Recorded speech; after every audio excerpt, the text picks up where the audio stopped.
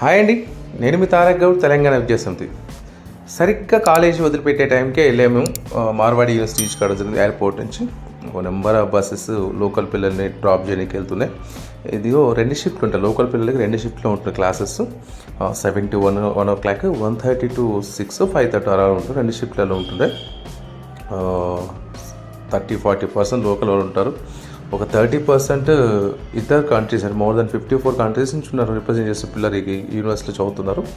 చాలా greenish campus, lavish ఉంటుంది. చూసారు కదా మెయిన్ బిల్డింగ్. ఇప్పుడే చేరుకోవడం జరిగింది. మేమైతే కాలేజ్ ఫీజు గతంలో 1,25,000 ఉంటే జస్ట్ 15,000 పెంచారు.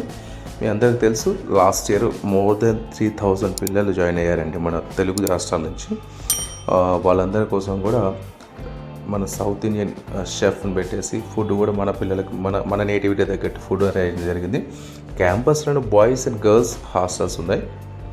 స్పోర్ట్స్ కాంప్లెక్స్ కానీ, ఆడిటోరియం, 24/7 డిజిటల్ లైబ్రరీ అందుబాటులో ఉంది. మీరు కూడా సెమిస్టర్ వైజ్ కట్టుకోవచ్చు. ఫీజు అనేది 2 విడతలు కట్టుకోవచ్చు. హాస్టల్ కూడా విడతల వరకు కట్టుకోవచ్చు. జస్ట్ 10,000 పే చేస్తే మీకు సీట్ రిజర్వ్ అవుతుంది. ఎటువంటి డొనేషన్స్ లేకుండా ఇంత పెద్ద లగ్జరియస్ క్యాంపస్లో ల్యాబ్ ఫెసిలిటీస్ బేస్డ్ కానీ, ఇన్ఫ్రాస్ట్రక్చర్ బేస్డ్ కానీ, తెలుగు పిల్లలకంటే మామూలుగా అందరికీ నేటివిటీ తగ్గట్టు ఉన్నా అని చెప్పేసి చెన్నై, కర్ణాటక అండ్ తెలుగు రాష్ట్రాలకు సంబంధించిన ఫ్యాకల్టీని రిక్రూట్ చేయడం జరిగింది. మన పిల్లలకు తక్కువ బడ్జెట్లో బెస్ట్ యూనివర్సిటీ కావాలనుకున్నప్పుడు మన పిల్లలకి ఇది కనిపించింది, ఎక్కువ మందికి వినిపించింది. అందుకే ఎక్కువ మంది జాయిన్ అయ్యారు. సో తెలుగు రాష్ట్రాల్లో ఇంజనీరింగ్ కాలేజీ డొనేషన్లు పోలిస్తే మీకు డొనేషన్ లేకుండా వరల్డ్ క్లాస్ స్టాండర్డ్లో ఎడ్యుకేషన్ కావాలనుకున్న వాళ్ళు ఇట్లాంటి యూనివర్సిటీని చూస్ చేసుకున్నారు. ఇక మొత్తం మెజారిటీ మంది ఉంది. యాక్చువల్లీ ఇక్కడ ఫెస్ట్ ఉండే, సౌత్ ఇండియన్ ఫెస్ట్ ఉండే, మన తెలుగు డీజే నైట్ ఉంటే వెళ్ళాము ఇక్కడ నుంచి.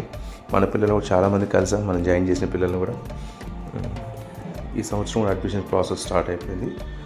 పిల్లలు కూడా చాలా పీస్ఫుల్గా ఉంటుంది ఎన్విరాన్మెంట్ కూడా. క్యాంపస్ హాస్టల్స్ కానీ, ఇన్ఫ్రాస్ట్రక్చర్ కానీ లాస్ట్ ఇయర్తో పోలిస్తే ఈ సంవత్సరం చాలా ఫ్లోటింగ్ ఉంటుంది. కాబట్టి ఎవరైనా వెళ్ళాలనుకున్న వాళ్ళు 10,000 అనేది రిజిస్ట్రేషన్ ఫీజుగా ఉంది, అప్లికేషన్ ఫీజు. అది ఫ్రీ ఫామ్ ఫిల్అప్ చేసుకొని హాస్టల్ రిజర్వ్ చేసుకుంటే సెక్యూర్గా ఉంటుంది.